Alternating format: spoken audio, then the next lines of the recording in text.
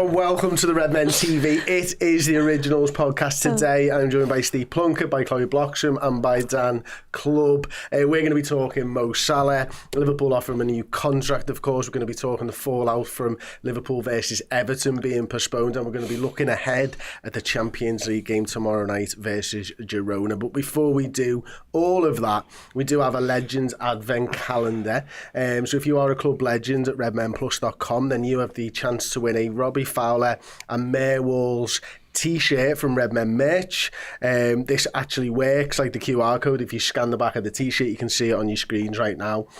Some magic will happen when you scan the back of it and point it at the back of the t-shirt. It's an absolute belter. Obviously, Millwall's came up with the design. It's on a mural outside of Anfield. We've managed to secure the licensing to put it onto a t-shirt. It's fantastic. One of them will be given away, of course. And we've also got a signed Michael Owen picture to give away. Once we've done this, we will be spinning the wheel of names and we will be giving those two prizes away. Then we'll be talking Mo Salah. So let's get into it. The wheel, as they say, is a turning, and it keeps on turning for a little bit. And the winner of the Fowler t-shirt is Matthew D. 22 or Matt Heald 22, who knows? Well done, mate. But you, definitely. I'm going to take a screenshot of that at some point. Well done to you. Didn't Barcelona have a centre half called that? Something like that. We're spinning again though, Chloe. We're not messing around here. Straight into it. If he wins again, fair play. You gutted.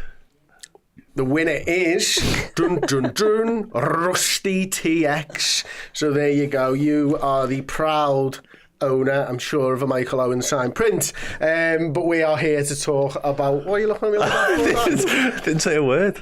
Is that a sentence, the proud owner of a Michael Owen print? Listen. Yeah. Lots of people, I look forward to him not returning the emails. Lots of people love Michael Owen, and Rusty TX might be one of them. We're going to talk about Mo Salah and his contract first and foremost. Obviously, David Ornstein, Steve, broke the news yesterday that Liverpool have offered him a 2-year deal. What were your first thoughts when you read that article? Sign it now. Do it. Get it done. It's imperative we do this, absolutely. Obviously, there's no details of what it is. I don't really care. There's not a world where you can't sign this guy up for the next at least 2 years. Why? 75% goal contributions this season. It speaks for itself, doesn't it? Yeah, he's talismanic, isn't he? And he's playing as well as he's ever played. And you couldn't replace him. He's irreplaceable. So what's the point in trying? Do it. Pay the money, get the contract signed. Let's move on. There you go. That's how I felt. Yeah, I mean, Chloe, were you exactly the same? Yeah, no. Very much so. At least there's some sort of compromise and move forward, because obviously it felt like a little bit of a standoff. Mo going to the journalists, and rightfully so. Look, he's unhappy with what is happening and he wants to move it along. He's done clearly just that. He's put pressure on Liverpool because as a fan base we know just how important he is right now, and this is a situation that Liverpool have got themselves in with 3 players, by the way. So the fact that there's 2 others there who we really also want to sign down to a contract isn't going to make the fan base so much on Liverpool's side than it is on Mo Salah's. So yeah, I'm just happy that there's movement forward. Hopefully a compromise can happen, and look, he can still reject this contract. There's nothing there to say that he has to sign it, but at least there's been movement there towards it. And that's it, isn't it, Dan? I mean, obviously Liverpool probably hadn't offered the contract because they were nowhere near what they thought he and his agent Rami Abbas would accept. Now at least they think they're in the ballpark. Yeah, and that's positive, isn't it? The positive stride towards what we hope will be Mohamed Salah sign a new deal, a new extension, and whatever that looks like. Because I agree with everything the guys who just said there. Really, the fella's different class. He's on a whole new level. Liverpool have been outstanding so far this season, but Mo Salah has been the absolute reason as to why that's been the case. He's been phenomenal, and there's been a lot of sort of dissenting voices around Salah for like the past 12, 18 months. Will he drop off a cliff? Will his form start to decline? Has he changed the player? Have we seen the best of him? None of that is true. He just continues to sort of defy logic and continues to be absolutely incredible. Well, it might be true. He might have changed his game. He definitely changed his game, but for the detriment of him as a footballer is kind of the point. Yeah, he's changed, but in the best possible way. He's transformed what he's able to do, and he's just gone on from strength to strength by doing so. So, yeah, I saw your deep dive with Josh on this, actually. It's a really good point from Josh in terms of like how long it's took to get us to this, and maybe Liverpool wanted the sample size to be as big as humanly possible. They've flown a bit close to the wind for my money, personally. I would have liked this to be done months ago, but yeah, in terms of actually getting it done, massively important. Steve, what's it? I mean, obviously we heard rumours that Salah would accept a 1-year deal. This looks like it's a 2-year deal that's been offered. Is that better for us? Yeah, because we don't want to be here in 12 months' time having the same conversations, do we? So I think 2 years, I know the club has a problem giving anyone over 30 a long-term contract, and you fully understand that from a footballing and a commercial point of view. This is Mo Salah, and where he plays right wing, if we see a little bit of a drop-off in pace, for instance, that's masked a little bit than, say, sitting in the middle of your centre midfield. You can change and adapt your game around that. You're still going to have the ability and the skills he's got, just maybe not the legs going forward. So 2 years is the right move, potentially with a conversation 18 months into that, with an option to extend if he's still in the shape he's in now. You can't not factor that into the deal, because we can't be here again. We can't have this. This is the third time when we've gone to the wire with his contract extensions, if that happens again. So, 2 years works for me. What would he be then? 34, approaching 35-ish. But he looks after himself, doesn't he? And if the example that's often been set is that Cristiano Ronaldo looks after himself. What's he? 38, 39 now, and he's still playing to a standard, isn't he? So that's definitely true. He's playing to a standard. Internationally, still scoring goals. I probably should have said, but I think this is good. This is great. If this gets signed, this is great. And then in 2 years' time, we hopefully would have had a contingency to open the negotiations long before we all sit round the tables like this, stressing about what the club are doing. I think the other thing, Chloe, is the 1 year and the 2 year. I would have done the 1 year just for anything to get done, by the way, but my preference was always a multi-year deal. I would probably still give him a 3 year if he wanted a 3 year, to be honest with you. I'm so in on him being this good for a long time and then not being a drop-off, but I think a 2 year kind of mitigates against that, especially next season. If there is a bit of a drop-off, you still be able to get a fee for him at the end of the season. Obviously, the other problem with a 1 year deal was probably the AFCONs next year, and so a good proportion of the season that you are paying him for, he is not going to be in the club. Yeah, there's also another point to make that, if you did only offer him a 1 year deal in 12 months' time, everyone knows that you're now out for a right winger. So anyone that you look at, you can imagine 15 mil as being added onto that price tag. Great point. You've got a 2 year deal with him, and even if he is having a little bit of a drop off, he's still Mo Salah. He's still going to be at a decent level. You can hopefully get that business done earlier, maybe the understudy, then you have a little bit of time playing under Salah. And then obviously the big thing is that Saudi is always going to be there for Mo Salah, because he will be the main grabbing point of that entire league. And go and get the money if you want to. Like, I bet you he does. I just don't think he wants it now, and I love that he's still... The reason he's put pressure on Liverpool, by the way, is because he wants to stay here, because he's looked around and gone, Jesus Christ, where am I actually going to go, where I can potentially win things and play at this level and also be adored the way I am. So I think this works for all of us. The 1 year deal, like you said there, it's not doing anything, because he'd have signed a new deal and I'd have still been worrying about what happens in 12 months' time, no matter how good or, how big his drop-off was. But for me, the most important thing is that, if he is to go in 2 years' time, because we don't know his level, you need someone in there who can be the understudy and make sure that they're working under one of the all-time best right wingers in the Premier League. It's a really interesting point, isn't it, about the replacement and that Chloe brings up, because you would expect that something has to happen there within the next 2, maybe 3 windows. No, without a shadow of a doubt. Yeah, they bought themselves time, though, to allow that, haven't they? Because we've been living in a world, without Mohamed Salah, which is not anywhere we wanted to be anyway, but also where he was just going to walk away from the club for free, which within itself is not good. It's really, really poor, actually, from the football club to allow somebody of that stature and that standard to just do that. But also where we'd be scrambling around, as Chloe rightly points out, you'd be going to clubs across Europe and saying, you're right winger, we quite like the look of him, and they'd be going, do you? Yeah, well, you haven't got one the minute, so how about another 15, 20 million on top, as she says. So yeah, it's what you've done, as opposed to just keeping Salah, which is imperative, you've actually given yourself some breathing room, and you've kicked that particular can down the road ever so slightly, where you don't need to panic and sort of rush out and get who is. Listen, you've all said it, he's irreplaceable, Mohamed Salah, but you're not going to get anybody plug and play that comes in and does the same job that he does the same output that he does. But could you get somebody who's similar, or moreover is actually more akin to what maybe Arne Slot wants? Maybe that is his first big signing. Maybe it's a centre forward. We're not quite sure yet. So it just gives us that, like I say, that little bit of time, that allowance to say, okay, we're not rushing into anything. Who knows? We might have to do a centre half. We might have to do a right back. There are other areas in the squad already that you look at and go, you might need reinforcements there. So keeping Salah just allows us a bit of space. I suppose that I'm playing devil's advocate here, by the way, for anyone listening or watching, because I think somebody needs to. Could it hamstring Liverpool paying Mo big money to then try and bring a replacement in? I wouldn't have thought so, because I don't think the level of replacement would be anywhere like that, you know, in terms of the finances involved around it, every wages. And I think a lot of people sort of tie in the fact that we're going to pay Salah X amount of money, and likewise maybe Trent, likewise maybe Virgin, say, well, when you go and sign someone, they're going to ask for that. They're not. That's not how this game works. It didn't happen last time, did it? It's not how this game works. It's not how Liverpool Football Club work. They will be attracted to come play for Liverpool and to be the understudy to Salah, to be the understudy to whoever other footballer, and you work your way up to that. That's an incentive for you. You get your basic wage, which we've seen Luis Diaz come in at a pretty, you know, for want of a better expression, bog standard wage, really, by Premier League terms, certainly by Liverpool terms.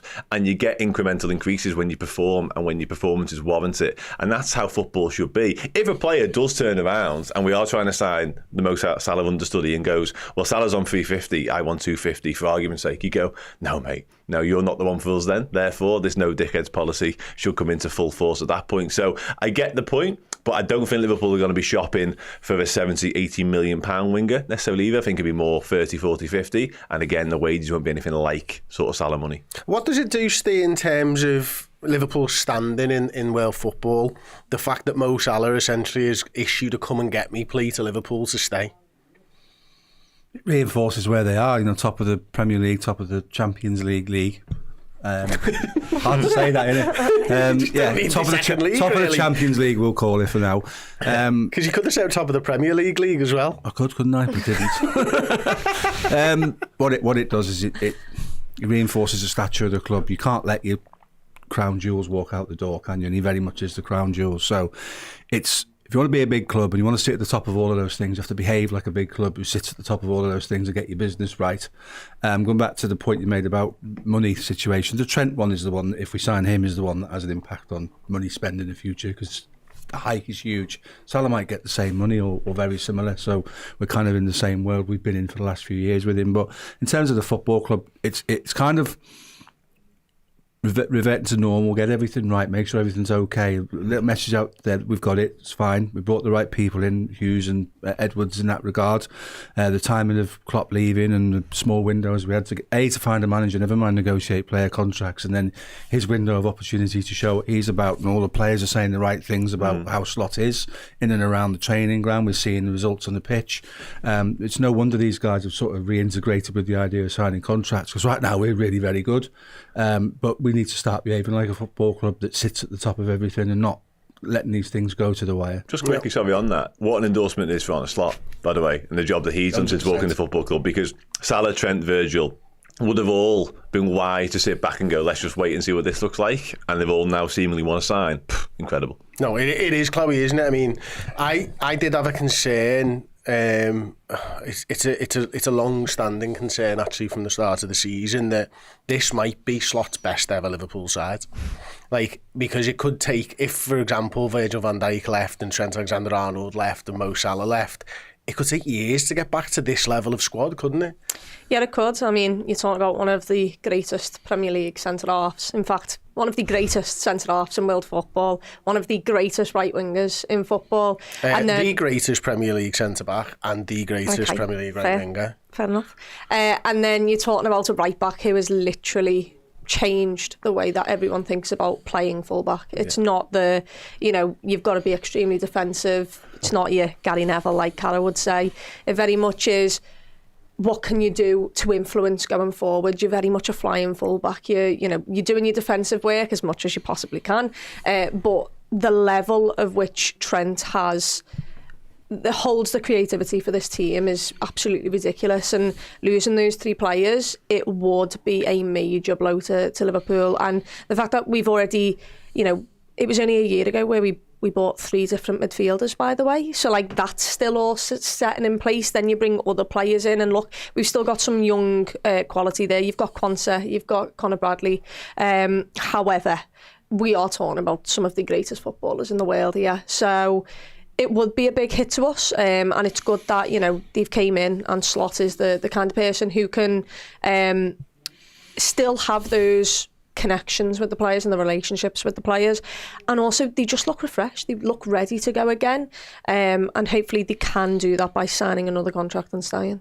No, you're just on that as well. Chloe's absolutely spot on, but if it means that they have seen what's going on at the football club, and again the direction of travel in terms of winning trophies, because a lot of the noise is certainly from Salah's end, and a little bit from Trent as well. We're not quite sure, we're probably least sure on Trent right now, I think it's fair to say, in terms of what happens next. But if they are that way inclined to sign a new deal, again, you've mentioned it a moment ago, Steve, not only does it sort of speak volumes of what Arne Slot's been able to do, but Richard Hughes, Michael Edwards, this is the football club once again going in the right direction. And I've been somewhat concerned about that, and you sort of alluded to it there, the fact that this era of Liverpool, if you like, may well be coming to an end. But when you see the likes of Salah coming out and speaking publicly, which he very rarely does as well, sounding out journalists after games, which he never does, and coming out and saying, listen, I want to stay, I'm desperate for this football club, that just makes you go, we're all right. You know what I mean? It really does take a huge weight off your shoulders that we aren't just sort of a fly-by-night operation, and we've sort of competed for a little bit because we're lucky to have Jurgen Klopp.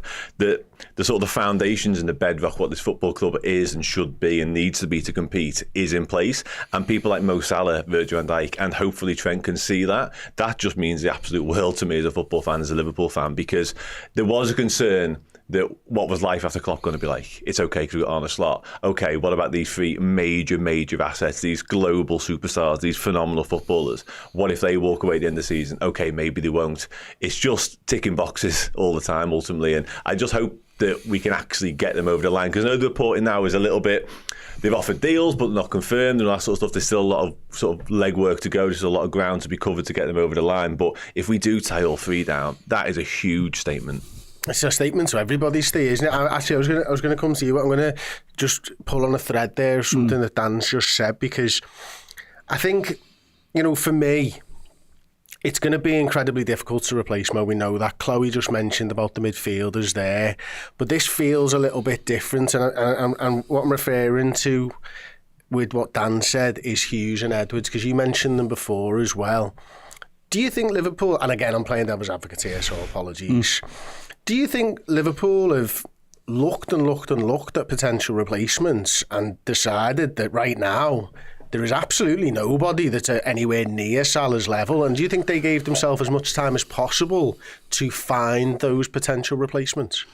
I don't think that's necessarily the thinking of the football club. I alluded to it before that the timing of Klopp leaving was horrendous. So then you've got to find a manager. And we went to the press with various links, Alonso, Amorim, and we ended up with Slot, although we're now told Slot was always going to be the choice, which is fine. That's proved to be the right choice. Got to do that. Then those players are going to think, especially Trent, all he knows is Jurgen Klopp. That guy, he owes his entire footballing experience, the journey he's been on to Jurgen Klopp. So imagine removing that from the equation, and suddenly you don't know who you're going to get. You don't know what the world looks like without it. We've changed our structure a little bit. Whilst Chloe says is very creative influence, maybe not as much as under Klopp, where we only invert now to switch and the transition as well. So we bring the fullbacks in to speed up the transition. So his role has changed very slightly, but he seems to be enjoying it. So I think the club could never afford to lose almost a third of its starting lineup. We sat and watched Gerrard retire. We watched Rush walk away. Souness, all these big names. John Barnes retire, and we went again. There was a day after they left. We picked the pieces up. We ran with it. We won trophies. To take the best centre back Liverpool's ever had. The right back was in the conversation with one other man to be the right back Liverpool have ever had, and the best, as you said, the best right winger in Premier League history, and our best right winger in our club's history, and lose them all overnight, and then wake up the next morning. What does that world look like? Absolutely no chance you can go down that route. And you're right. The point you made is exactly right. I don't know how you recover from that. Losing that, that's like the heartbeat of your team gone. Van Dijk huge portion of leadership as well. Captain, Van yeah. Dijk is instrument. He organises everybody, tells Andy Robertson for 90 minutes where he wants him, where to be, when to be there. This is a guy that's played 60, 70 times for Scotland and won it all. Listens to Virgil van Dijk. You can't afford for players of that ilk to walk away from the football club. And you're right, without those players, Slot sat there going, how on earth do I get back to that position? Yeah, it's also a case of you're asking a lot of yourself as a football club. I think we sat here even in the summer and I was saying, if we don't sign these contracts, we don't get them sorted, you are leaving so much work to be done. Because it's one thing to maybe lose a Mo Salah or a Virgil van Dijk on their own and have to go and spend ridiculous money on a player to bring in. It's a whole different thing, especially with PSR and everything, to lose 3 of the best players in your entire squad and then go and have to find replacements for them. And it's not even just replacements. People will sit here and say, yeah, but Quansah might be, you know, the next best thing. Conor Bradley, I think we know how much we all adore him, but you're still losing a player of the squad. So yeah, if Conor Bradley moves up to right back, who's the second right back then? Who is your backup for if Conor Bradley gets injured? He's still young. Look at him now. We've asked him to go too many times accidentally and he's gotten injured and he was phenomenal in that game, by the way, and it's unfortunate that he's got injured. But you're putting a lot of pressure on you yourself as the club. You're then putting a lot of pressure on the players who are coming in, because how do you say to the next lad, we've just lost Salah, the entire, you know, Liverpool fan base is up in flames, you've got the media on your back, and now we've signed you and you're going to have to come in and try and live up to being the next Mo Salah. It's just not possible. So there's a lot of pressure on Liverpool to get this right, and they have no one else to blame but themselves.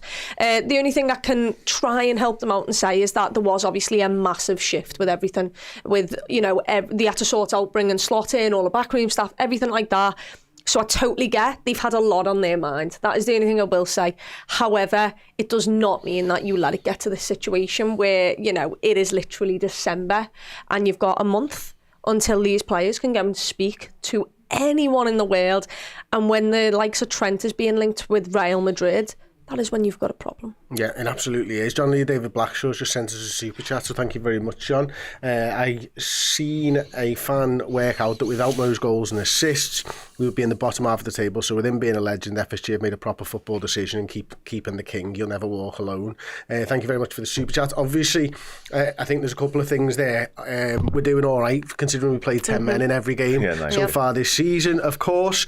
But actually on that, from John's comment, it does seem like giving Mo a contract, Dan, is not just a good footballing decision, but a good commercial decision. Yeah. It's almost like win-win in that regard, isn't it? Oh, without a shadow of a doubt, yeah. And not just that, because obviously the commercials by owning Mo Salah are the thing, because he is a PR monster, like he's an absolute PR driver. Sponsors, I think you made this point, Steve, recently when you were on, it might have been last week, might have been the week before, but you just signed a big kit deal with a new supplier potentially coming down the road. There's other sort of commercials in the round as well. Big brands want to be part of Liverpool Football Club, want to tag themselves on to Liverpool Football Club. You better believe that a large part of that is because Mohamed Salah plays his football club. Like Trent falls into this category as well, by the way, as does Virgil van Dijk, as do others, but Salah is right at the top of that particular tree. So that's a factor. Also, again, we spoke about it in the past 15 minutes, the fact that what happens with life after Salah, you need to go out and spend upwards of 50 million to replace him, plus the wage on top of that. And again, teams are going to know you've got, you know, money to burn when it comes to the wages, but they're also going to know that you desperately need a right winger, so they're going to add a little bit of tax on top of it. So yeah, I think there's a lot of different ways of sort of slicing this in terms of how it's got to this point. It should never have got to this point for my money. I have some sympathy with the club in terms of sort of the upheaval that's gone on when it comes to obviously Klopp leaving, the backroom staff. The sporting director situation has been a bit of a mess now for 24 months or so. There was a large period of time whereby they felt like there was nobody really in situ dealing with this. Therefore, we've got to this situation. There could have been some damage limitation involved there. Maybe a Mike Gordon could have stepped up to the plate, even John Henry himself, and said, hang on, whilst we're all messing around with sporting directors, Mohamed Salah, Virgil van Dijk and Trent Alexander-Arnold's contracts are dwindling down here, so let's deal with this and then deal with the rest later. So there's lots of different ways of doing it, but ultimately again, I think getting them tied down, getting them all tied down would be a brilliant decision football-wise, and a brilliant decision commercially, and a brilliant decision financially, because this football club, as much as we adore this football club, and that will never change, in terms of sort of being a monster globally, it needs players like Mohamed Salah. It does. Big King is saying, I think if you were to bring in Mbeumo to replace Salah, you'd need a world-class striker to make up the numbers. And that's an interesting comment for me, because it's in the agenda. What I wanted to talk about, Ste, is I don't think there's a like for like in the world. Maybe there's a young lad at Barcelona who could do a job in terms of a like for Mo Salah. But it does feel like, to me anyway, there's probably a pure version created in a lab of what Slot's football side should look like. Now, you come into a side, you take over a squad of players, and you deal with it in any way you can.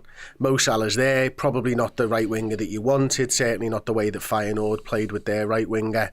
But you've got Mo Salah, so you change your way of doing it. That, to me, is good management, by the way. I think a certain manager down the M62 could look at his squad of players and go, oh, should I be playing 3 at the back with these lads? Anyway... Next show, yeah. Redmen+.com, the Biased Football Podcast, we'll be talking about that. So, in the team that's created in a lab, Mo Salah might not be the type of right winger that Slot wants. Can Liverpool replace Salah like for like in the next couple of years, or would you be looking at probably a centre forward and a right winger? Very good question. And Slot certainly coming into, when Klopp came in, he worked with what he had and he tweaked it and he added to it and he ended up with what he ended up with, and it was marvellous and we won trophies. Slot's come in and thought, okay, this isn't what I did previously, but I'm going to structure what I do around world-class players like Mo Salah. So you cut your cloth accordingly, and you don't try and change Mo Salah, you change you rather than change the best player at his position in the world. What does the future look like? Well, he's certainly Jimenez, I think it was the guy who played up front, was it, for Feyenoord? Santiago. Yeah. So he does rely on a 9, and that's why a lot of people are making a connection with Gyökeres at the moment. He might have changed his mind, because he's got players in now and he's got advanced midfielders in now. And if you look at, so I'm going to chat with someone earlier on in the week, and you look at the Derby game and he was talking about how does Mykolenko deal with Salah? Well, Szoboszlai's also sitting right up alongside him in the pocket between the left back and the left centre back. So it's a different dynamic and it's a different thing to think about. So maybe he's changed his view on how he needs to be. What works for Feyenoord in the LFC doesn't necessarily work for Liverpool in the Premier League either, because it's a very different competition with very different standards. So you kind of come into a football club. We brought him in specifically because he replicates what we were doing. They're the only team that won more balls back in the final third in his final year there than we did. So it was a very easy transition. It's not lock, stock and barrel, is it? It's a little bit of this and a little bit of that. And he's given us a bit more technicality and he's given us a little bit more control because of situational training we do. So I think it's a hybrid of all of the things you've just asked. Yes, look at what we've got. Get the best out of those players. Who coming into a football club wouldn't be happy inheriting Mo Salah in the squad? That's the first thing to think. So you cut your cloth, you do something different, you change it up a little bit, you understand what you're up against week in, week out, low blocks and things like that. Number 9 doesn't particularly work that well with a low block unless you're fizzing balls in from wide areas and hoping you can get on the end of one. So we'll be different to what he's been used to. And he's taken that time so far, 12, 13 games in to understand. Very often in the second half of games, he's got onto what's going on and come out and changed it, and we've gone away and won games of football. So that sort of should suggest to us, the fans, that he's learning all the time about challenges week in, week out. So I think if he was sat in his chair, he probably couldn't answer your question, purely because there's a lot to do and there's a lot to learn, and maybe he has to change the way he approaches football. I'm glad he's not sat in that chair, because he just put me down again. Don't use numbers. No, we won't be talking about the numbers, because we know the Klopp came in playing a 4-2-3-1 at Dortmund and at Mainz, and we thought that would be the case, but in the end, ultimately, he used a squad of players and came up with a 4-3-3 that he'd never used previously. You might be right, Slot might do something similar. Dan, I'm just going to come to you one last time. Is there anyone in the squad right now that they might be waiting on growing up a little bit? Growing up? As in like a young player that could potentially, this could tide us over? Mention your fave, go on. Ben Doak. Yeah, Ben Doak. And to tell you what, he's growing up rapid right now in the Championship. He looks electric. And in the best possible way, because we always knew he had it, whatever it is, when it comes to the X Factor. He's raw, he's got electric pace, he beats people for fun. He's very dynamic, and he's not afraid just to run at lads time and time again. He makes people look silly, actually, more often than not when he does go by them. But he's actually adding a little bit of end product right now at Middlesbrough. It feels like that loan move is doing in the world of good and kind of getting exactly what you want from a loan. Loans can go one or two ways, can't they? You can not really get the minutes that maybe you need and you don't quite develop. But Ben Doak is coming on leaps and bounds right now. He nearly scored a worldie of a goal the other night. It would have been individual bit of brilliance, yeah. So he could be the answer, and I think he is more of sort of an archetypal conventional winger that maybe Slot has used in the past. So, and he's very different to Salah, so maybe he could come into the squad and be an understudy and be an X factor, like I say, from the bench. Other than that, the only one I can really sort of Jayden Danns is in the conversation, but he just needs to start playing football again, which I noticed he did last week, which is nice to see, because he's again a bit more of a throwback type centre forward, a bit more normal when it comes to a 9. But the only other one really, and it's somebody I went to watch last week actually over in Austria, is Stefan, because I just think for the base of that midfield, obviously we know about the Zubimendi links, I think Pacetic just got a little bit of that in him personally. He's a very ball playing, very technical type deep line midfielder, so he could well be one, but he's missed so much footy that he just needs a good season under his belt. It looks like he kind of is getting that now, under Pep of course. So yeah, I think those three are the three who I'd look at and go, you just never know for next season. If they come back having played 30 odd games each, good pre-season, they could well be in that conversation. What about Rio? Obviously, I think he's about 16, isn't he? Yeah, he is frightening. He is probably Where does he actually play? Left wing. Left wing. Left wing, he's frightening. I speak about Ben Doak in glowing terms often because he's got a burgeoning reputation for being able to, again, take the piss out of people. Rio's the next level up from that when it comes to taking the piss out of people. I've never seen anything like it. I've never seen anybody take the ball so well and just make people look like they're not there. Like, defenders are invisible to him. And he's actually in the, what's he been in now, 2-3 months, probably not even that when it comes to actually playing. In that short period of time, you can see him come on so much. Like, when I first saw him, he just ran down blind alleys a little bit, and it's so silly to say he's like 15, 16 years of age. I feel so bad talking negatively about him at all. But he did. And then you watch him again, and you watch him again, and you think, okay, he's just starting to use the ball a bit smarter. He's getting his head up, isn't he? Yeah, he's getting his head up a lot more. He's starting to appreciate what's going on around him, bring his teammates into playing 1-2s and that sort of stuff. So, yeah, he's a frightening talent. How sort of far away he is from first team action is another question. And he's been involved in some training sessions already, so maybe. The only other one to mention actually in this conversation, bit too soon for me. Trey Naoni is the other one. And I know we've seen flashes of him already in first team action, and rightfully so, because he's such a gifted footballer. Just a joy to watch. So it's exciting times, because the more I talk, the more names that pop into my head. So there's a lot to be excited about when it comes to that. And I think it's such a sort of cliche throwaway football line, but I think there is a chance we do save some money in the market by using the academy. And we've had some joy with that down here as well. Like that. They'll love that. Yeah, they'll love that. You're welcome. Chloe. Oh, hello. Van Dijk's had a contract offer. Trent Alexander-Arnold has had a contract offer. Mm-hmm. But who is going to sign out of the 3 players that have had a contract offer? Just one, or can I give you... Who? Is it 1, 2, 3 or none? Virg, Mo, Trent will leave. Sorry. How does that make you feel? It makes me want to dislike him on such a level. I won't say it yet because he's still playing at my football club, so still adore him. But if come the summer he's in a Madrid white shirt, oh, your legacy at Liverpool is over in my eyes. Do you think a lot of fans will feel like that? Scousers mainly, yes.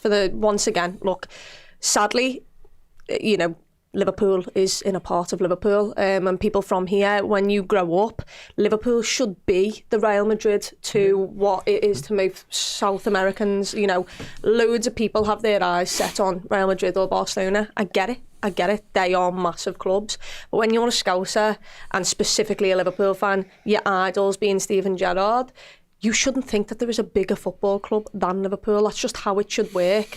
And for me, I mean, maybe it's different. Maybe people will take the emotion out of it, but I cannot do that.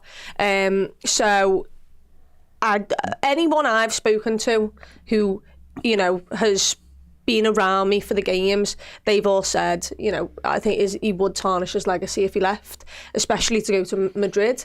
But, then you've got the likes of Paul, who wish him all the best no matter where he moves. Catching strays there, Paul.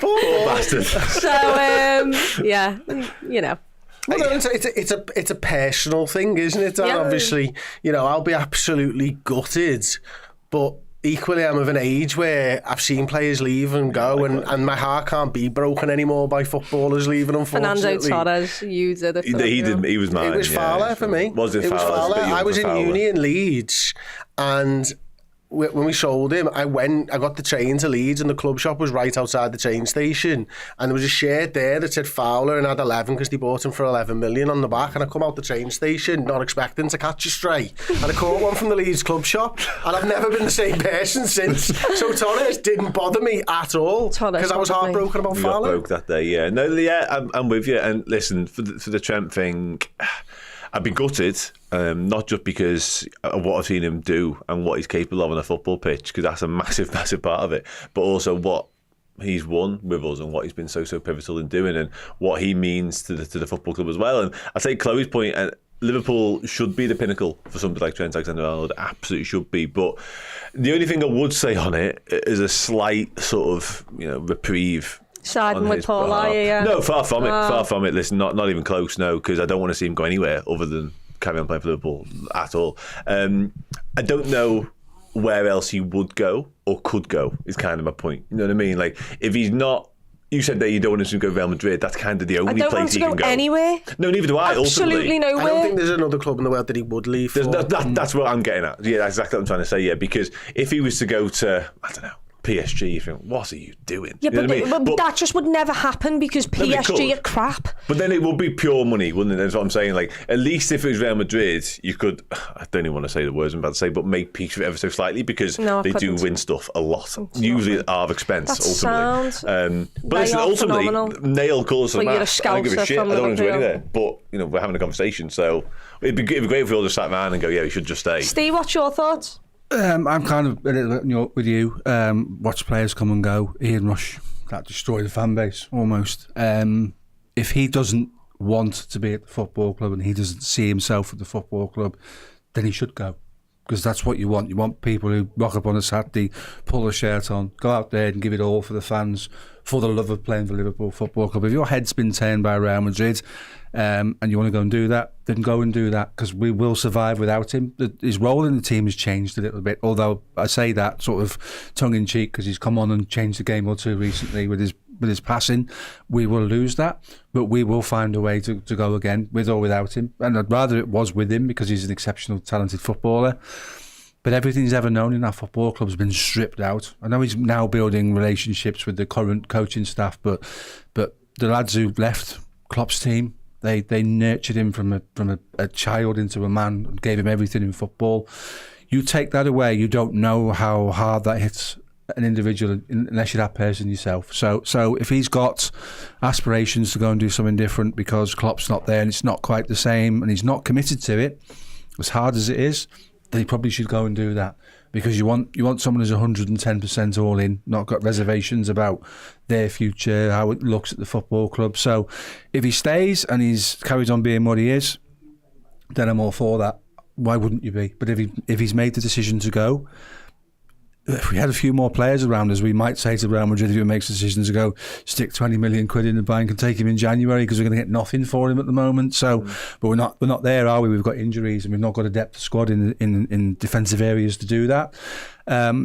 Ultimately, if he goes to Real Madrid, Dan, you're right. The only place you can go from Liverpool that could ever be considered as a forward step in terms of a footballing career, and Steve McManaman's evidence of this is to them. And it's hard to take because he's one of ours. I get Chloe's point exactly. But he's done everything. He's done everything that's been available to him at the football club. And it comes a point, and this is what Roy Keane and as soon as this world say, good teams win, good teams and good players win trophies. Great teams and great players go on and win those trophies again. They have a fire inside of them that allows them to do that. And if you're going to walk off and go and walk away from it and go to Real Madrid, that fire in your belly is not necessarily at Liverpool Football Club, and I think that you have to factor it into your thinking. For me, I get what he's saying, and if he's not, I meant it personally. Feels like Chloe's arguing with nobody here, No. to be honest with you. I'm absolutely sad. No, I get the point, and I agree. If he isn't bought into this, then you don't want him playing for us. Of course you don't, because like you mentioned there, you want him to give absolutely everything. But I'm hoping that he still does want that, and that, you know, it's Real Madrid, so there is a lot of grabbing points there. I get it, but I hope he still has the fire and the determination to want to play for this club and loves this club. Yeah, and if it's just just a money thing, then, you know. I'm not sure it is. What I will say on that, he's not showing any signs of sort of wavering or faltering when it comes to his commitment. I wouldn't have said, like, it would have been easy, even if his head hadn't been turned and it was just speculation and he was so acutely aware of it. He hasn't shown any glimpses to me. There was moments early on the season when he was getting taken off. He didn't look happy with that, did he? And everyone was going, well, there's a fella whose head's halfway across the English Channel towards the Bernabeu. That hasn't proven to be the case. He's continued to, A, look very committed to the cause, and B, for my money, put in masterful performances every now and then as well. Like, hasn't been perfect all the time, but the Conor Bradley's a wonderful footballer. I adore Conor Bradley, but Trent Alexander-Arnold, mate, the fella's different level. Different level, absolutely. You know what I mean? Like, and that's why I'd move heaven and earth to keep him as well as the other two. I've actually said a few times, and probably just about maintaining it, as brilliant as Salah is, I think Trent's the priority still.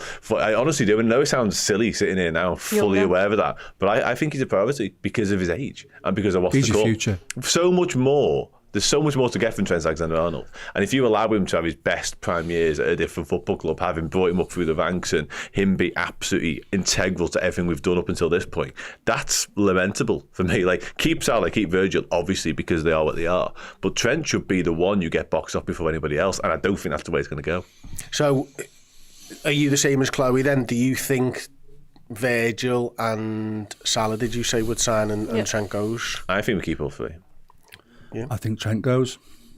I think Trent goes at the moment. Like, I hope I'm wrong, and I'm sure you two do as well. I think everybody wants to see him sign, but it does feel a little bit like they're further away with Trent than with either of the other two. Just dead quickly on that, and this hasn't been sort of suggested whatsoever, so forgive me, but like, if they all stayed and Trent was on more money than the others, would that bother you in the slightest? Yeah, a little bit, to be honest. Yeah. Because he's right back. Yeah, I think so, yeah. Okay. I think... listen, I don't personally give a shit. Of course not. Who earns you know what I'm more saying. money, Yeah. but I think it hurts Liverpool more if a right back is on centre-forward money. Okay. Because I think you still need to pay a centre-forward money, and the right winger money, and yada. I think it hurts their... Structure of wages more than anything this hurts else. The structure of the wages, whatever way you look at it, because it is a fact that when you give a player extra money, an extra contract, those on the next tier knock on the manager's door and say, well, it's got to be relative. I'm worth a little bit more than what I am. And I remember when Graham Souness picks a lot of criticism up for his time at Liverpool Football Club. He signed a player, gave him a load of money, and then all his players were knocking on the door saying, well, if he's got that, I want this. That's human nature. That's why footballers have agents. So the club has to be really, really careful. I saw a comment on social media about giving Trent that kind of money probably kills one transfer window entirely, because he's going from what he's on now to mega money. That's £50 million a year. That's what we're looking at. Just on that, we're not exactly lavish spenders when it comes to most transfer windows anyway, are we? So I'm not entirely sure what we're killing there. I get it. We do have to do things in the future windows. I'm as on board with that as anybody else. I want us to spend money, strengthen position strength, all that sort of stuff. I'd go and spend in January for what it's worth as complete aside topic. Yeah. But it's not as if we are constantly going out and spending Chelsea type money on Chelsea. I think the point to make there is, okay, don't need to give them another reason not to spend money. No, it's fair. I'm playing. Yeah. I get you. It is interesting, and it's fascinating to me, because, like, what could Trent give you that warrants 400 grand a week? Like, do you know what I mean?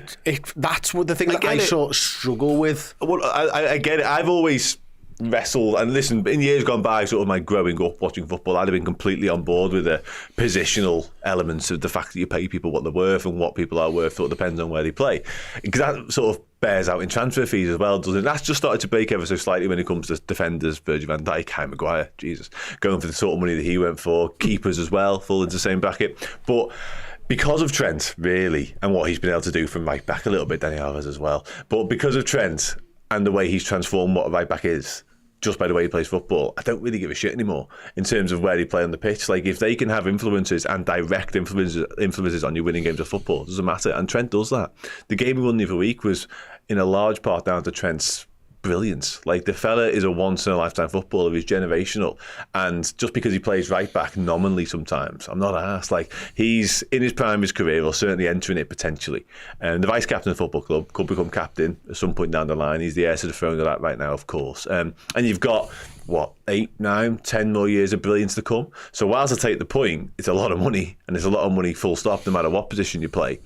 You're future-proofing yourself there with a world-class footballer who you already own, by the way. You don't need to go and sign him because you own him. You came through the ranks for fuck all. So keep him on your books at any cost. I don't disagree with any of that, Dan, to be honest with you. I really don't, mate. But, like, we're owned by FSG and we have a really tight wage budget. I don't think anyone can argue against that either. So it makes me wonder whether they do something like that. I see your point. If you're paying that kind of money for a right back, you're paying him Mo Salah money. You want to see Mo Salah week in, week out levels of performance where actually they go and make a difference to a game. So and Trent does do that. Yeah, but not every week. Okay, so if you look at the last couple of months and you pick out, and I'm playing devil's advocate a bit, it's not necessarily, but just occurred to me in this conversation. If you name Liverpool's most 4 influential players in the last 3 months, I'm not sure he's in that 4. Hampered by injury and selection, I would argue, in the past month. To a point, but when he's played, this for me is not necessarily still in the top 4 most influential, because the way we play has changed. No, we're not asking him to sit in the midfield as the extra man and be expansive. We've all noted, every single one of us, that his defensive ability's improved, because the way we're playing at the moment, we're seeing a little bit more of that than we were on the club. It's not a case anymore of go and do what you do, and Canate, it's your job to mop up what happens alongside it. We're too systemic for that now. We're much more rigid as a setup. So I think that responsibility has been reduced a little bit. So we're starting to see actually he can defend, which is a great thing. But week in, week out, if you're sitting there at the end of the game and you're doing your man of the matches and your player ratings, your guy you're paying £350,000 a week to is usually at the top echelon of your board. You can't say the same for Trent at this moment in time. So if you're going to give him 400 grand a week, there's an expectation he goes and bees that type of player for the football club. And that's all I would like to see. It's a fair point. I think we have shifted ever so slightly in the last few weeks. Obviously, we haven't got an immediate sort of game to talk about, hence because of postponement. But I do think we have seen a slight reverting to type of Liverpool, actually, by and large, when it comes to just a little bit more chaotic and a bit more influence from Trent. You mentioned sort of inversions in midfield a bit earlier on. I think we are seeing that happen more frequently, and maybe the evolution of Klopp, I keep doing that. Slot's side will be that he does become more influential, because you mentioned it before, when you inherit Mohamed Salah, you look at Mo Salah and go, well, I've got fucking Mo Salah. So everything needs to be funneled towards him because he's my goals man, he's my output man.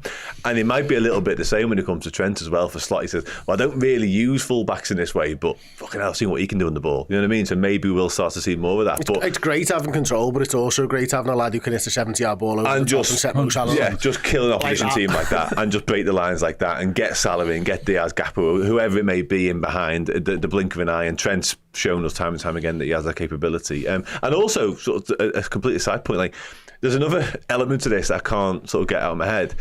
Real Madrid are a pretty good footy team, I think we'd all agree. You know, seasoned, regular winners of Champions League. They want him.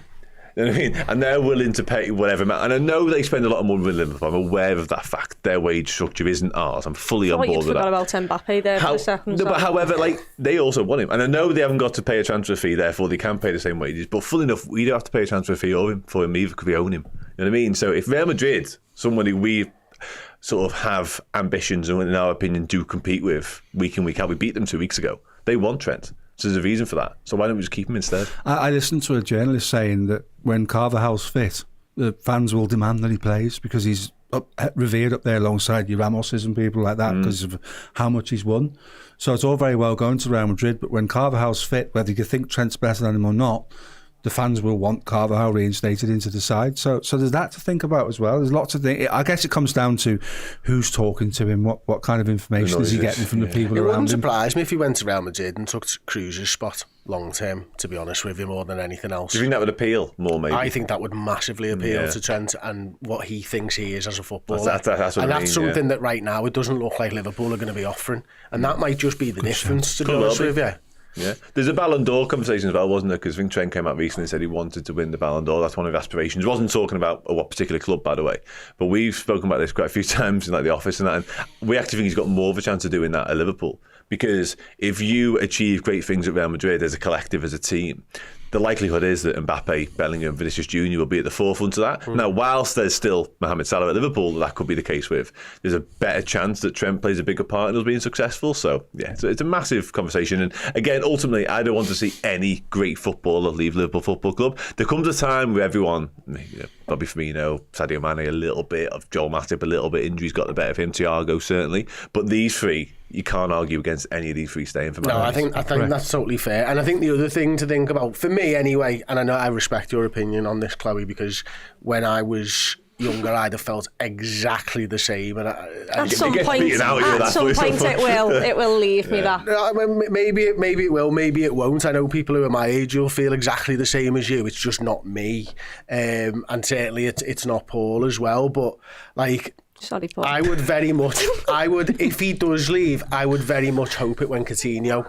My God. Like, that is like my... See, that's where Paul is different. Sorry again. That's what I'm saying. That's where Paul is different.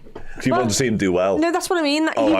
He would love Trent to go to Madrid and win the Ballon d'Or. Sorry, Trent. I would love nothing more than him to be shite if he left. Yeah. I'm fine with that. Okay, like Emre Can, I didn't even care for Emre Can.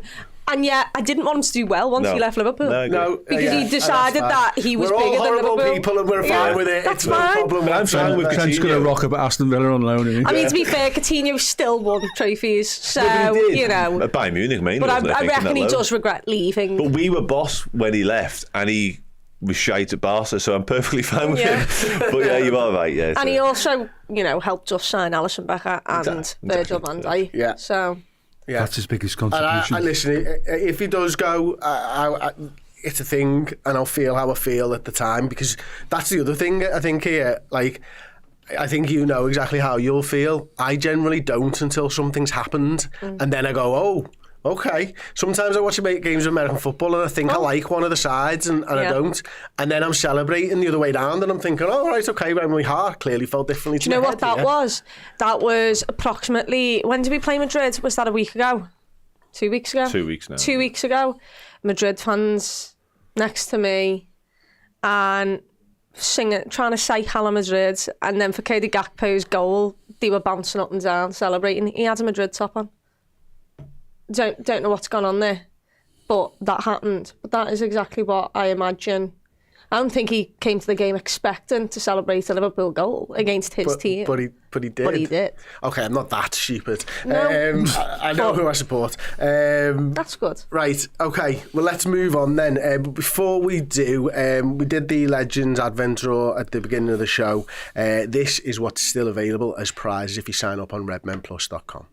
Ho, ho, ho, and a very merry festive season from all of us at Redmen TV. We have got, as has become standard for Christmas, an incredible giveaway this December. If you head to redmenplus.com, join or upgrade to Legend tier status, then you will be in a prize draw each and every day throughout December for one of these fantastic Liverpool themed prizes. We've got prints, we've got books, and we've got so much signed ex-Liverpool Legend merch as well. We have got this shirt, it's signed by David Fairclough. This one here, the biggie, the main prize, signed by the King, Kenny Dalglish, Neil Mellor, Bruce Grobbelaar. There's a Michael Owen thing over there as well. Yes, incredible range of Liverpool gifts in addition to the wonderful content that we're going to be giving you all the way leading up to Christmas and beyond over on Redmen Plus. But yes, sign up as a Legend tier status or upgrade from Captain to Legend this festive season to get your name in the draw and win some amazing stuff this Crimbo. Hello, welcome back then. Who's put that on the screen? Is it me? Who knows? Didn't even know what it said. We are here now to talk about the Liverpool-Everton game being cancelled at the weekend. Dan, I'll start with you on this one. Ultimately, what was that? Safety has to come a bit first, or was it just a bit of wind? No, I think safety first. Personally, nothing to do with the fact that we had a few players missing and we looked a bit leggy in midweek. I didn't fancy the aerial bombardments that would be Sean Dyche's Everton side. Jordan Pickford hat-trick, by the way. Yeah, Beto and Dom Calvert-Lewin up top together for the first time in history. Yeah, I wasn't up for that. No, on a serious note, I do think it has to be safety first, purely because it was windy. It was very windy. I can attest to that, having left the house that day. But I do think, let's just say they go ahead with the game, and God forbid something does happen to somebody. The people in charge of saying let's go ahead with the game are done. Like, whoever made that decision to say let's play the football match, and somebody was to be hurt, somebody falling, whatever it may be, that's a major problem. So yeah, common sense prevailed. I do wonder whether they could have done it earlier, because we were getting murmurings the night before that it was likely to be off, and it took until, was it 9 o'clock-ish by the time, and by that time, I knew a lot of people that had travelled. There would have been a hell of a lot more travelling from different countries, and obviously up the length and breadth of the country as well. So maybe there's something in that, because what you're waiting for, I guess, you're waiting for the weather to actually be real, because we know well in advance that there's a good likelihood that there's a strong storm coming. I defo knew at 5 a.m. in the morning when it won't be. It was wild, yeah. It was probably wild. When that trampoline from 3 doors down ended up in your bedroom. Yeah, I've got a new trampoline now. I was actually very much come round. No, but on a serious note, yeah, it had to be postponed. And again, to come back to my rather sort of jovial point on it, I think it's actually a blessing in disguise for the Reds. Oh, yeah. I think it has to be. I've had a lovely weekend. I cannot tell you how happy I was when that. I mean, we all know how nervous I'd been. Did you wake up at like 7 with Derby belly? I woke up. The wind woke me up at 5. Couldn't quite get back to sleep. Then finally did get back to sleep. And I reckon I woke up about 20 minutes before it was officially cancelled. So no, I didn't even have that. I woke up and was like, oh, for God's sake, like, can't be bothered with this. Like, it's horrible outside. Next minute, it had been cancelled, and I'd turned back over and gone back to bed. So I had an absolutely lovely weekend. Yeah. What about you, Ste? All good. I agree with Dan's point. It should have been done earlier, because all very well something happens around the ground or in the ground where someone gets hurt, and then the people who organise it, like as you said, come under the microscope. But allowing people to travel was really not clever, was it? Technology being what it is, we knew what was coming. Do it the night before. You're right. So stop people travelling. So, but I've definitely got that sense of feeling that it's probably good to miss that one. We'll go again, and we'll ram it in somewhere. You didn't fancy a Sean Dyche side in the wind? I didn't fancy a Sean Dyche side at any point, to be perfectly honest. Buoyed by a win in midweek as well. Yeah. We looked a bit tired. Yeah, we did. Yeah, but I was looking for a reaction to that. Yeah, I like that. I get that, your system. I like that element of it, and there was an opportunity to do that. But with the facts presented to them as we had them, with the weather, with the fact that we weren't quite active, players missing, you just take the postponement and run a little bit. And then obviously as it transpires... There's a part of me that would have liked to see what a goal kick would have looked like if you're kicking into the wind. You wouldn't have been able to kick it. It would have been gone. Did you not see Onana when he tried to take a free kick? I mean, first of all, he put it about 10 yards further forward, but when he actually placed it in the correct spot, the ball just kept moving further and further up the pitch. So I'm not sure a goal kick would have been taken. Oh, you have to have someone spot it. Someone would, like American football.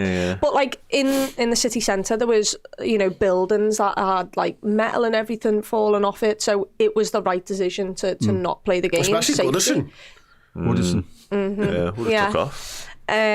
So it's for the best, but also I think my favourite part of the weekend was the fact that, at that point when it was postponed, and I was quite happy that it was postponed, all I could see on my Twitter was Arsenal fans saying what a fucking result it was for them, and how brilliant it was for them. They'll play them later on, last Goodison derby, later on in the league. That'll be phenomenal for us. Everyone should look at this as a great thing.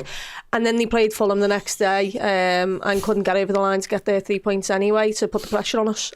So it's funny how we don't have any injuries, and yet we got away with one because we had a few injuries. It's mad that I can't quite get my head around how that Honestly, works. It's wild, isn't it? The shit that they come out with all of the time. The possible midweeks free are January the 1st. You've got to have 60 hours either side as a Premier League directive. That before United. January the 1st, before United on the 5th for us, I'm not a fan of that. The 7th and 8th, but only if we don't beat Southampton to get to the League Cup semi-final. The 4th and 5th of February, again, only if we don't reach the League Cup semi-final. the 11th and 12th of February if we go through the Champions League automatically in the top 8, or the 18th and 19th of February, and again if we miss the Champions League playoffs. Now, if we miss the Champions League playoffs, I can't imagine that TNT, as the broadcasters of the Champions League and the broadcasters of the derby, will want the Liverpool-Everton game on Champions League nights. No. So we can pretty much rule them out. I agree. I can't imagine we're going to get beaten by Southampton. Why have you done that? Why have you done that? Because it makes no difference. Can you word it differently? Real. I'm going there. So Could you not? You want us to beat Southampton? I would like us to beat There you go. Southampton, and therefore the 7th and 8th and the 4th and 5th of February are out. Which leaves January the 1st, where the TNT can broadcast, because TNT aren't broadcasting any games on January the 1st, but you've got a massive police problem with it being January the 1st, and they want us to play at 12:30, and the police will all be working until 7 a.m. because of New Year's Eve. Do you think it has So to be this game's 12:30? not playing then? The police Yeah, it will always be, want yeah. us at 12:30. Yeah. So you can't drink, yeah. Yeah, well, you can, I guess. But, The yeah. 7th, Well, 8th, But and- they'll find a space for it. Ultimately, after that, I guess we're into March, April territory, which is not a Can I territory I ask- want to be in. No. But I also don't fancy January the 1st, which is like I don't fancy January the 1st. No one fancies January the 1st. No Scouser is going to go, great, an early kick-off on January the 1st. No, but I also meant it just because United's 4 days later. But is there any nice fixtures of any of those dates where I wouldn't mind There's it nowhere. going? Honestly, you Nowhere. can't go anywhere. Sound. Love that for me. So basically it is the last 5 games that's going in, isn't Is it too quick a turnaround to do January the 1st anyway? Possibly. It's a month away. They do reschedule games all the time. If you're about a month away, TNT, don't you'll they? go New Year's Day, They'll be Battle desperate of for that. Merseyside, let's get it up there, get it out, Yeah. big campaign I behind just it. can't imagine the police would let it happen. No, I agree. That's It's a mad one. major that, though, stumbling isn't it? block. Like, and obviously, you talked about it a little bit there, Dan, the fallout in terms of the injured players and Macca's suspension. Now, that could work out in our favour, or it might not work out in our favour, of course. But McAllister's going to be missing against Fulham. Right now, players are due back by January the 1st in terms of your Canates, your Bradleys, should be Jota. back. Alisson will be back. Jota. I won't mention Chiesa because we're going to talk about that a little bit later, but you imagine he would be available No. or unavailable. I really don't. I can't imagine that right now, Chris. I don't know what that looks like. no, I joke. McAllister's missing Jonah as well, isn't he? So it's a big old break for him. And I honestly think that postponement come at a great time. I do. And you're Well, right. no, right now, you're right. But it could But it be. might I get go. that. Worse. Yeah. But again, with the facts as we know them, and what we know for sure, it's a great thing to have happened. Because we just looked again, sorry, Club, we just looked a little bit tired at times. There was moments where we didn't on Wednesday, of course, but it wasn't a performance akin to what we've been used to from Liverpool. And I think Gravenberch falls into this category. McAllister definitely, I know he's suspended anyway, but he's another one. There's just a 3 or 4 lads there you think, 6-7 days off. And I noticed as well, like McAllister's gone away, hasn't he? So he's really taken advantage of it. I imagine the text went through when they found out it was postponed saying have a day off, lads. Bit There like was no Chris. training, nothing like that. Yeah, exactly. Finally, yeah. There was a bit of proper day off, and I think they needed it. I honestly think they needed it, so I'm made up. Just He's whenever. straight onto Jack's flight club looking at fucking flights to Argentina or whatever that morning. Like, he hasn't even finished the text message from Slot. Yeah. Right, okay, Jack's flight club, here we go. Good on him. Yeah, I think whatever happens, whenever it is rescheduled, someone needs to tell me in that moment to remember how I felt the morning that it got postponed. Because I will moan about it being rescheduled at some point, because I just will. It's not going to be pretty whenever it is. No. But you just got to hope, like Chris says, really, that the lads who are supposed to be available are back available. And touch wood, we had a pretty clean bill of health between now and then, because then that's worked out perfectly. I mean, it's not only the fact that we had the players missing and stuff, but as you say, leaning on the leggy point, Steve, like this could be the break that we needed to attack Christmas and almost put the league to bed. Absolutely, and you want to do it as soon as possible. You want to do it like we did the year we won the league, where it's done effectively going into the new year. Things are sort of dropping in our favour, so we want to capitalise on that, get across the line, or as close to being across the line as quickly as possible. Plus the fact Everton have made a big thing about this being the last one at Goodison, and we'll give it to them. Well, that's kind of been dampened down now, hasn't it, by what's gone on? So hopefully that plays in our hands a little bit as well. I am sad that we can't sing Merry Christmas, Everton. However, Yeah. Good point, actually. Didn't think about I'd that. love that. That. Yeah. I'd forgotten about Should have that. played. Sad Damn that. it. They wouldn't have been able to hear us. Wind. The wind. Yeah. Got away. Yeah, it's just like you're literally singing to the person next to you and that's it. Well, we move on. Results did go our way though, Chloe. We will be talking about this all at length on Biased, but heading into the weekend, I probably didn't think that Arsenal were going to drop points. Don't know about you. No, most definitely not Arsenal. Crystal Palace, I mean, I've always said when Liverpool go there, it is a struggle. It's a tough game to go to. It feels like in recent years they've had City's number. So I had the slightest bit of hope, but truthfully, I still expected City on the, bounce of beating Nottingham Forest. I think it was 3-0 midweek. I expected them to get over the line and get the 3 points.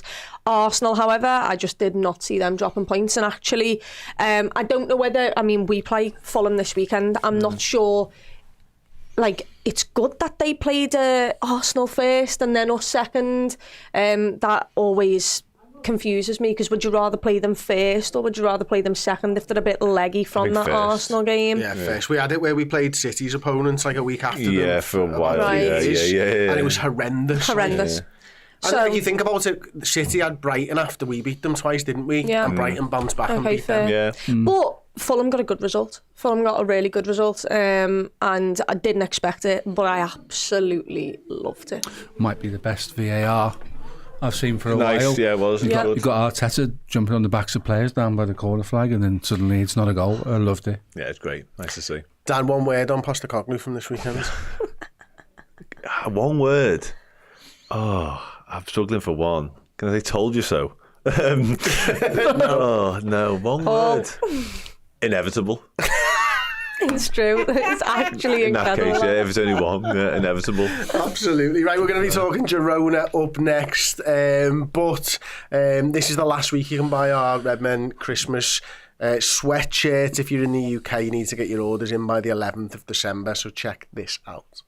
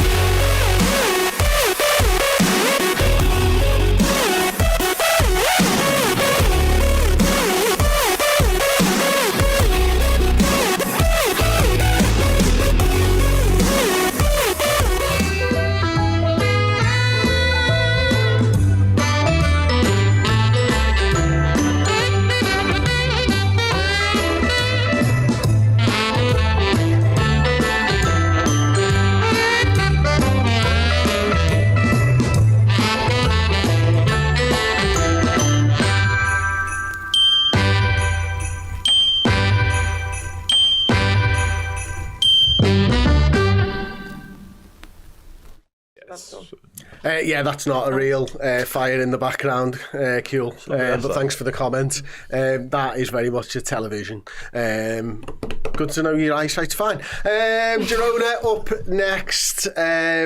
Should we have a look at the Champions League table? Come on. Why not? The Champions League. Do that. Should we do that? Do Okay, that. let's just remind ourselves. Currently, Liverpool are top, having won all 5 of their games, scoring 12, conceding 1, a goal difference of 11.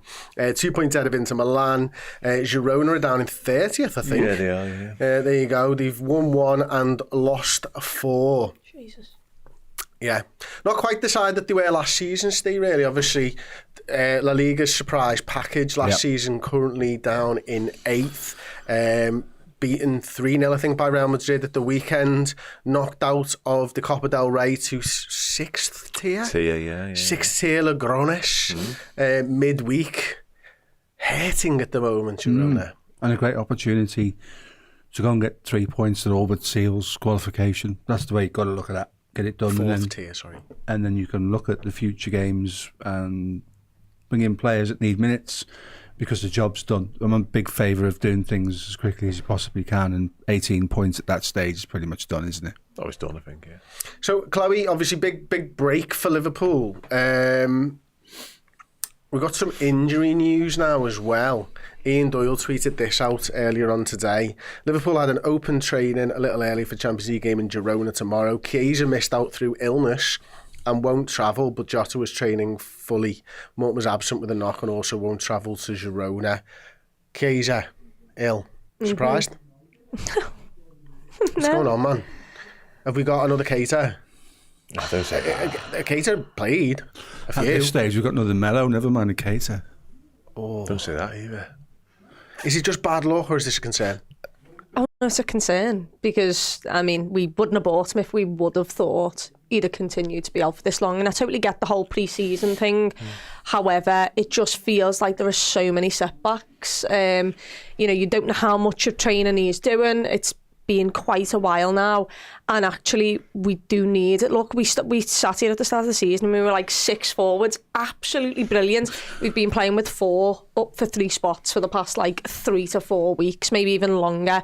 We need Jota back, we need Chiesa back, because if you want to try and win a Champions League, you need every part of your squad to do that, because it goes through tough times. You'll get injuries here, there and everywhere.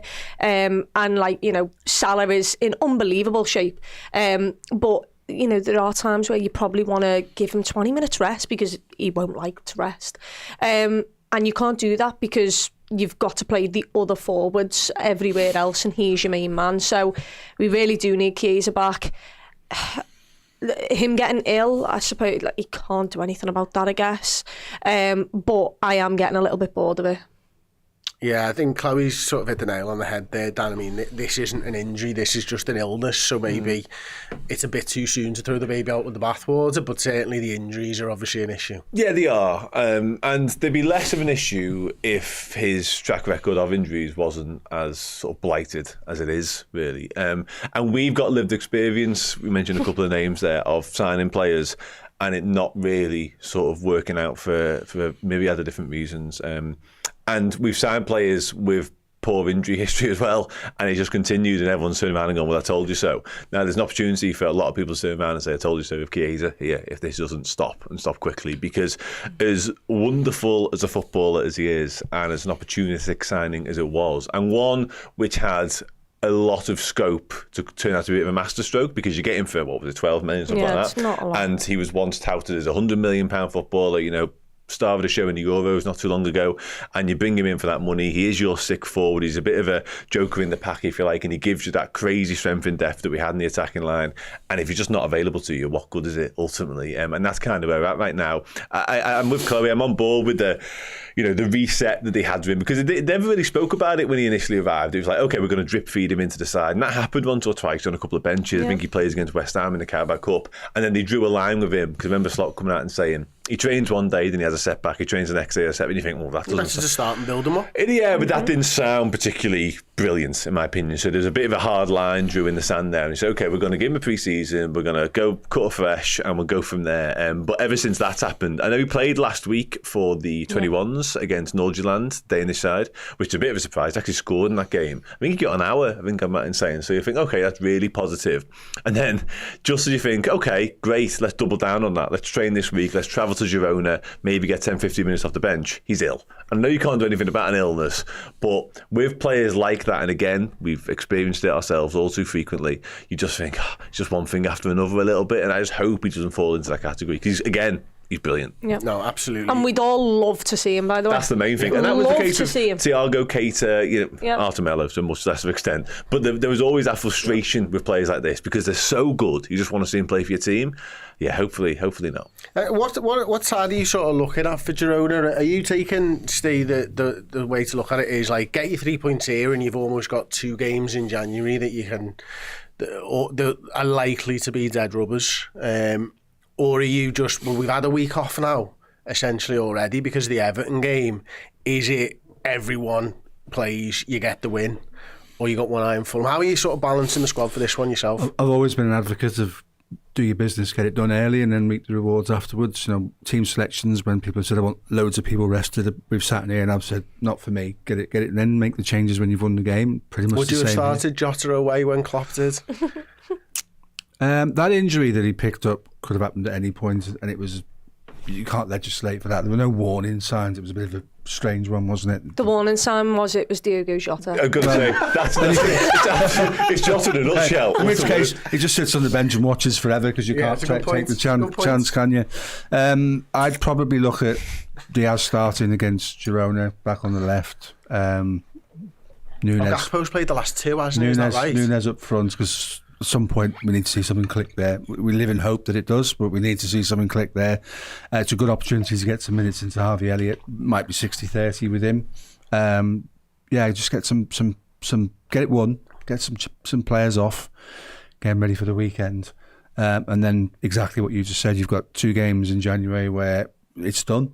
You know, you're going to go through, you might as well go through in first. That's great. If you go through in second because you rested players, or third, so be it. Your name's in the draw for the knockout stages. That's the ultimate game, not necessarily finishing top of that league. But I would certainly go there with a view to making it 6 wins on the bounce. It's pretty much done then. I can't see it collapsing from that stage. If you go there with a weakened side and... You know, well, stop. It won't, Chloe. It won't. It won't. It's like pulling a hair out on camera then. It's like, no, I just keep saying stuff. No, you've got to be positive. You've got to be positive about these things. You've got to have confidence in what's going on, haven't you? And I do. And I think it's a great opportunity there. Losing becomes a habit, which they're in. Get it done. Get it won in an hour and make the changes. And then everyone comes home and we look at the weekend, safe in the knowledge that our rite of passage into the knockout stages is pretty much done. Yeah, it will be secure pretty much, I think.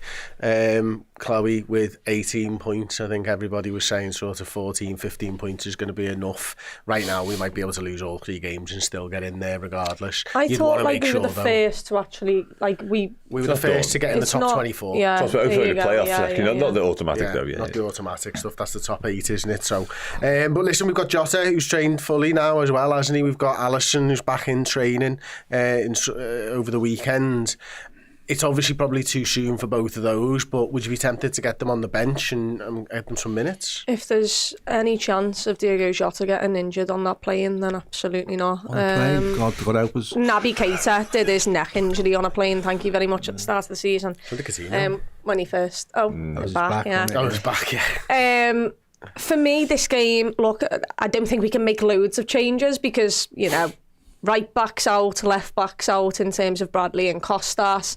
Ali, you'd think maybe is a bit too soon. Diogo Jota, a bit too soon. Especially like if this is a game where you're worried that he could re-aggravate something, just don't do it. It's not that important.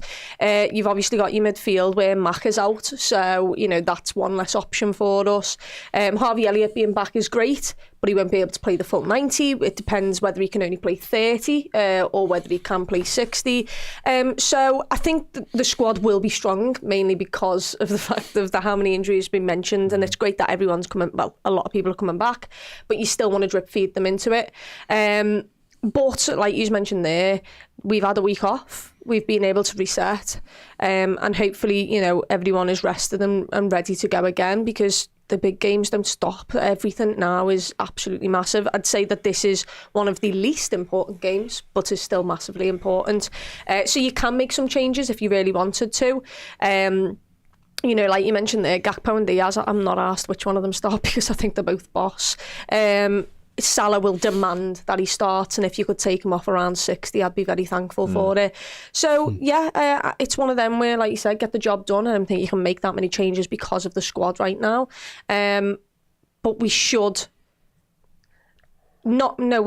we should do well. We should have a good squad. I can't do it. Dan, what about look at it from the other side of things rather than like who's maybe going to get into the side? Is there anyone that you'd be looking to protect? Obviously, Chloe makes the point about Robertson and Trent Alexander-Arnold not having backups. Could you protect them with the use of a Joe Gomez or something like that? Or is there a player on the outskirts like a Darwin Núñez who for you is just starting this game? Yeah, I think someone like Darwin you would look to start just to sort of instill some of that confidence maybe in him if he can grab himself a goal. And listen, for what it's worth, I don't think he's playing particularly poorly. I know he was far from it against Newcastle, and Chloe's giving me evils from this side.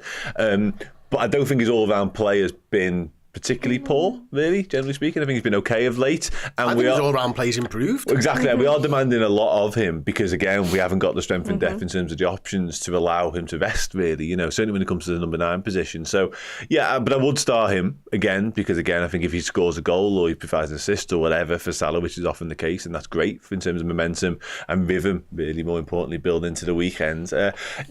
My view on what we should do and how strong we should go for this game has altered ever so slightly on the back of the derby not being a thing. Because I think if we'd have had to go full strength and been put through the ringer a little bit maybe in the derby, then you will be looking at Girona as an opportunity to make more changes. But having not kicked the ball in anger for 6 days by the time this game comes around, I then think you need to sort of get players back into a rhythm of playing football again. Gravenberch falls into that category for one. I think I'd have been very tempted to not involve him at all. Had the weekend off, he plays. You know what I mean? That sort of thing. You might have seen Wataru Endo instead. That's not the case anymore because of that. So whilst Trent and Robertson are going to be asked a lot of in the coming weeks, again, because of the amount of time they've had off, because of the rest they've had, I think you can give them hours in this game, really. And then I noticed James Novice was in training today. There's a left-back option there if you really need it. If you want to get Robertson off for 20 minutes, Joe Gomez falls into that category as well. You could maybe do something there with him. We've seen Quanta play right back recently as well. So whilst we are scraping the barrel ever so slightly when it comes to our depth, we are still blessed with options and things we can do there. I'd love to see Dom start another game because I think he's been phenomenal when he's came on in the last 2 games. And we've always said that he's got so much quality there, but we're not really seeing it. We're seeing it in his work ethic, of course we are, but we've not seen the quality on the ball. Curtis Jones has came back into the squad and been absolutely phenomenal. And I think in the last 2 weeks, Dom Solanke, Jesus Christ. He's been pretty good as well. He scored the other day. Did the Mo celebration? He did do that. That's been his for a while, though, I think. I think people have been a bit too much into that. I feel like he's done that for quite some time. Yeah, no. Sobbo, however, I think has raised his level in the last couple of weeks, and I would like to see him get a good run of form. Out of interest, where would you play him? Because obviously with McAllister being suspended for this one, yeah, I'd move Kurt back alongside Ryan Gravenberch or Wataru Endo if you really, really want to, and I'd put Dom as the attacker. We are light on midfield, aren't we? Numbers. Yeah. But that's where we are. You do kind of forget almost about Endo, though, unfortunately, because he's just not used. I mean, Newcastle was the game for me where he should have been coming on. Should have came on 3-1. He's a forgotten man a little bit, isn't he? And that's just because he doesn't play. But even with Tyler Morton being out, I know he wouldn't have started this game, but there's another one you could have maybe done something with for half an hour. Harvey Elliott. But Arne Slot's made reference to this once or twice. I feel like around Elliott, the fact he can play as a right winger. So it feels like whilst Chiesa's not ready, I don't like it either massively. But whilst Chiesa's not ready, he looks like he's going to be the one to get Salah off the pitch potentially. And that makes sense to me because I'm looking to try and protect Salah wherever I can possibly protect him. I'm like you. If you can take him off at 60 because he's got his goal and his assist in that game, then do it. Like, you know what I mean? No hard feelings, Mo. But Dan's right, Ste.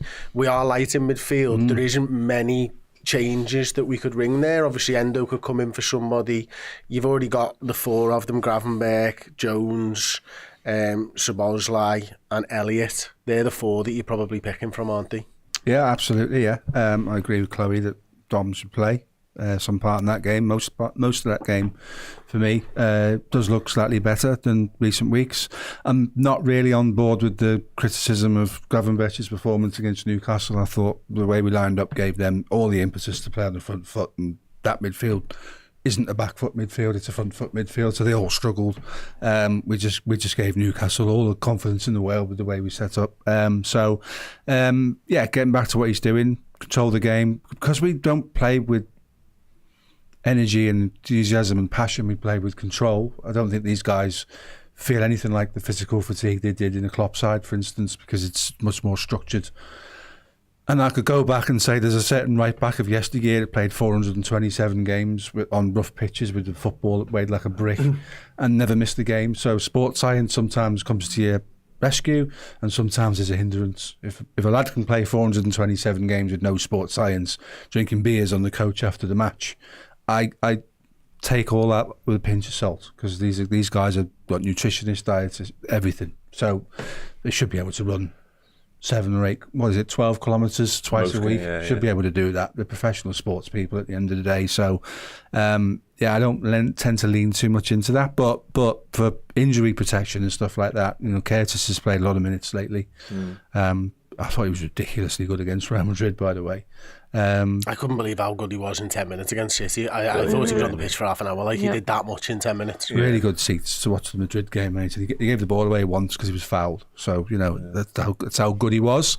But we can get this game done. We can get this game done early doors. If we can get it over by half-time, make the changes at half-time, this is an opportunity for a side that's struggling to go and capitalise on the fact they're struggling. But let's make sure we put a side out there that's capable of doing the job.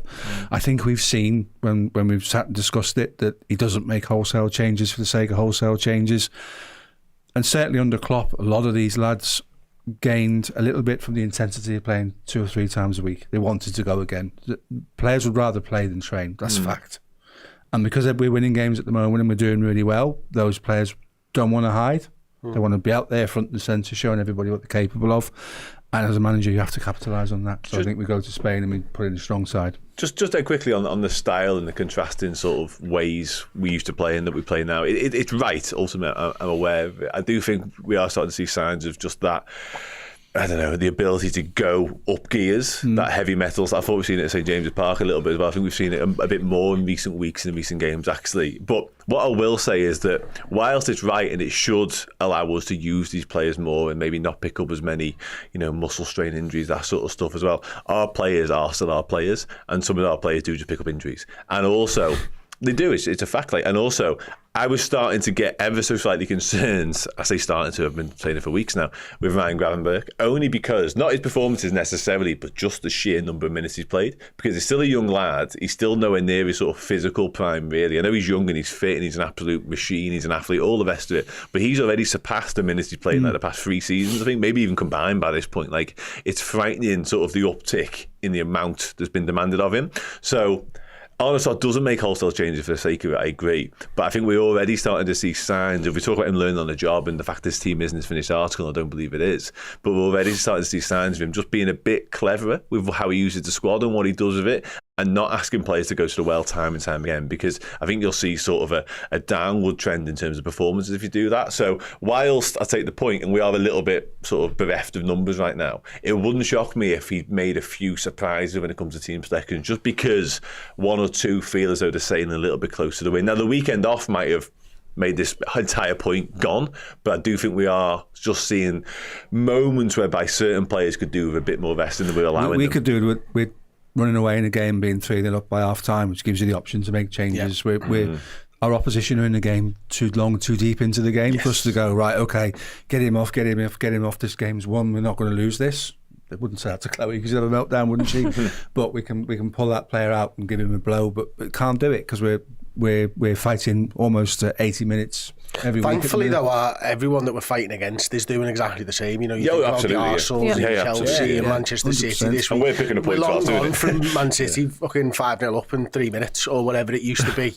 You know, where they were able to rest those players. So yeah, thankfully that's changed. Does anyone want to take a stab at the side that he will pick? I think the goalkeeper picks himself, doesn't it? Yeah. Fullbacks, probably. Trent and Robbo still. Agree. Mm-hmm. I think it'll be Joe and Virgil and centre-backs. Okay. No disagreements for you.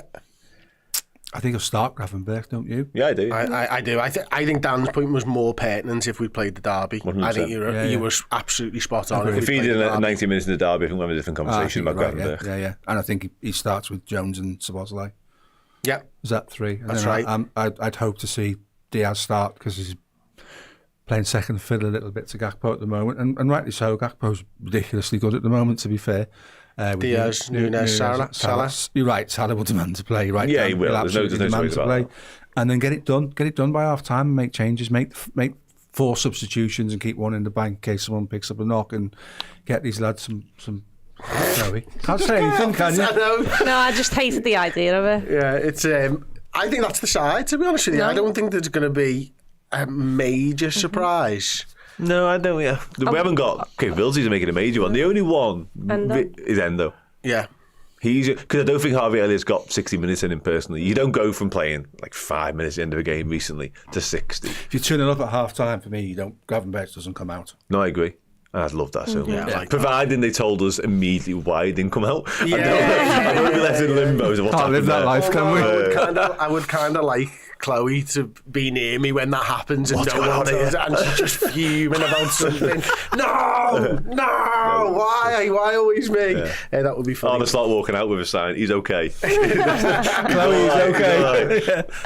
Right, there you go then. That has been the Originals podcast. We're off to do the Bias Football podcast next over on redmenplus.com. You can get over there and sign up. If you do sign up as a club legend, you get yourself in the hat to win one of our incredible advent calendar prizes, the best of which is the 24th of December, obviously. It's like a normal advent calendar where you get shitty chocolate buttons all the way through and then a boss one on Christmas Eve. They're not shitty though, our presents. They're much better than little shitty You chocolates. did just give away a signed Michael Owen fame thing. For anyone who was a Liverpool fan up until about 2002. And then stop supporting Liverpool. Not unlike. Sometimes it's what you say and what you don't say. So there you go now, seriously. Get over there. We're going to discuss Chelsea, Tottenham. United, of course. Ooh. Dan Ashworth is a huge talking point for us.